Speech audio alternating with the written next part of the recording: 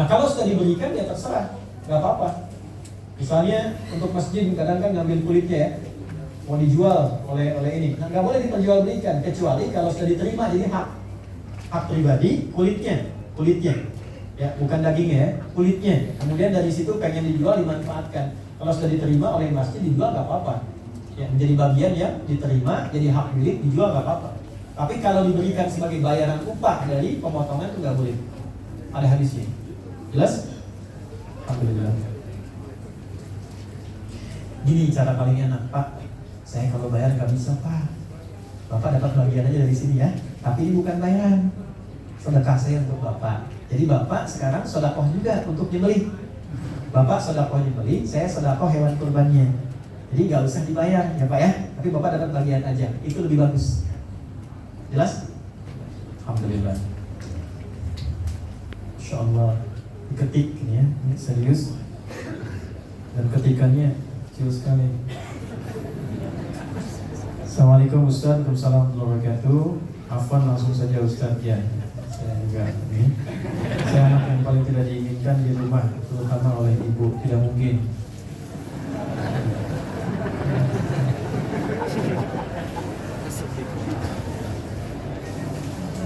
Ya, ibu itu seibu-ibunya tetap ibu, seibu-ibunya tetap ibu, sekasar-kasarnya, sejelek-jeleknya tetap ibu. Ya, makanya kenapa disebutkan 3 derajat di dalam hadis, di Quran disebutkan mengandungnya, melahirkannya, macam-macam. Sampai dulu ada lirik tuh, dulu ada kasidah di era 90-an itu. Kalau nggak salah Nasyidaria itu, ya dari Semarang. Ya, ibu derajatmu 3 kali dibanding ayah. Engkaulah manusia yang mulia, derajatmu 3 kali dibanding ayah, gitu kan?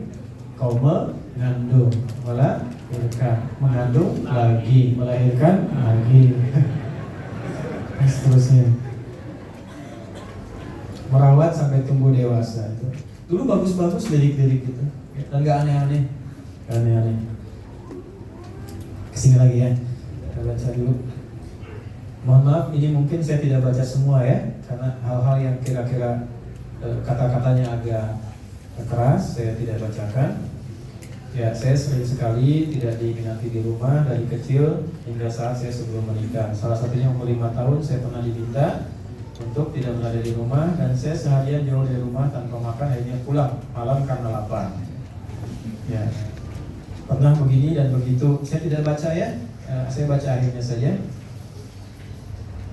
Baik, izin saya ulang Pak Ustadz, saya sudah pernah merasakan semua jenis kekerasan orang tua ke anak. Allah sudah beri jalan terbaik, itu dengan membuat saya dan ibu saya tidak saling komunikasi seperti sekarang. Maka dengan itu tidak akan ada masalah yang konflik. Bagaimana pendapat Ustadz? Ini. Tidak mungkin Allah menetapkan sesuatu tanpa hikmah dan kebaikan untuk kita semua. Itu supaya berdamai dengan hati dulu. Karena kalau hatinya tidak berdamai dengan keadaan yang kita tidak terima, sampai kapanpun itu akan selalu memberikan pengaruh yang tidak baik untuk kehidupan kita. Ya, jadi minimal berdamai dengan hati dulu. Walaupun masalahnya belum selesai. Ada orang mencela Anda, damai dulu dengan hati kita. Kita maafkan dulu. Walaupun dengan maafnya kita, mohon maaf, tidak menjadikan dosa dia terampuni sebelum dia minta maaf terhadap kita. Tapi nanti masalah kita akan dihijab dengan dia. Kita nggak akan kepikiran dia. Tapi dia akan terus kepikiran tentang kita. Sebelum dia minta maaf terhadap kita, tetap berlaku kesalahannya sampai dihisab dari kiamat. Tapi dengan kita maafkan dia, kita dihijab tentang dia, dilapangkan hati kita, dan kita fokus pada pekerjaan yang kita kerjakan sekarang. Dan dahsyatnya Allah sediakan nanti di surga tempat seluas langit dan bumi. Itu ada di Quran surah ketiga di ayat 133. Ya, Anda bisa baca di dalam. Wasari'u ila maghfiratin min rabbikum wa jannatin 'arduha as-samawati wal ardu u'iddat lil muttaqin. Siapa orang itu? 134-nya. Alladzina yunfiquna bis-sarra'i wad-dharra'i wal kadhimina al-ghaidha wal 'afina 'anil nas. Wallahu yuhibbul muhsinin. Kadhimina al-ghaidha, berusaha berdamai dengan hati, menahan amarah. Anda sudah luapkan dalam tulisan. Sudah diluapkan, tak perlu ditendam di hati lagi. Lapangkan hati ini. Minimal berdamai dengan diri sendiri dulu. Pastinya kan sudah lewat, ya kan?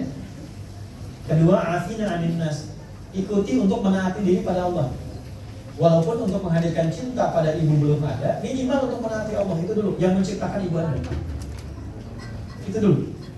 Lakukan untuk menaati Allah yang menciptakan ibu Anda, yang dengan adanya beliau Anda ada. Itu dulu. Kalau belum bisa berdamai dengan keadaan ibu saat ini, niatkan menaati Allah. Maafkan dulu. Itu yang kedua. Yang ketiga, kita kan nggak tahu hikmah di balik itu apa. Kadang-kadang ada latihan yang disiapkan untuk apa? Mungkin ketika ibu melakukan itu, beliau nggak sadar. Bukan nggak sadar untuk menyakitinya, mungkin keluar sakit, itu sakit. Ya, tapi dia tidak sadar, dia berlaku demikian, bisa membentuk karakter untuk kedepannya lebih tangguh lagi, lebih kuat lagi, walaupun ada karakter yang membekas. Makanya yang bekas itu dihilangkan supaya tidak terpengaruh secara psikologi, membuat perilaku lebih tidak baik kepada orang lain. Makanya muncul ayat tadi, damai dengan hatimu dulu, tenangkan, maafkan dulu. Toh dengan memaafkan itu melapangkan hati kita dan tidak merubah masa lalu. Jelas? Yang kedua, surga di bawah telapak kaki siapa? Ibu. Di bawah telapak itu maksudnya ada kepatuhan, kebaikan, ketaatan. Ujian Anda untuk mendapatkan surga, demikian Masya Allah. Ada yang ujiannya lewat pekerjaan, ada yang ujiannya lewat saya belajar, dapat cacian kadang-kadang, belum misi udah disebut bid'ah kadang-kadang gitu kan.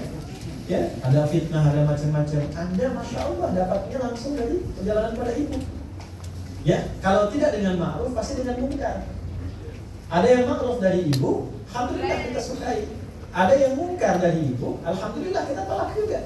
Tapi cara menolaknya bagaimana? Ud'u ila sabili rabbika bil hikmah. Fa'fu wasfah, maafkan dulu, lapangkan hati kita lalu doakan. Ya, walaupun sekarang belum bisa komunikasi, tapi komunikasikan itu lewat ketersambungan kita dengan Allah. Doakan ibu supaya dirahmati Allah, diberkahi Allah, dilapangkan oleh Allah hatinya, dirubah dengan kebaikan, dilembutkan hatinya. Itu dulu. Orang yang mendoakan seseorang yang berlaku buruk kepadanya, maka lebih dekat doanya sampai ke dalam arsy. Jadi jangan putuskan hubungan, jangan putuskan silaturahim, jangan putuskan hubungan Anda. Yang ada saat ini, berdamai dengan diri Anda, niatkan karena Allah, berdoa kepada Allah untuk kebaikan ibu Anda, dan cari waktu yang tepat untuk berkomunikasi dalam kebaikan. Ya, jangan pakai lisan, pakai amal. Kirim kesuksesan Anda. Ya, punya makanan kirimkan, titipkan. Nggak harus pakai nama. Nggak usah pakai nama, kirimkan siapa kirim. Kirim lewat adik. Ya, doakan. Kirim pesan, walaupun mungkin nggak didengar nggak apa-apa, dihapus nggak apa-apa. Namanya ibu itu pasti sampai ke dalam rahim yang pernah di tempat itu Anda dilahirkan. Karena sifat perempuan itu perasa, dalam rasanya itu Allah kemudian berikan sifat rahmat. Dan semoga Allah berikan kebaikan kepada Anda dan keluarga. Saya kira Bapak Ibu sekalian itu yang bisa disampaikan.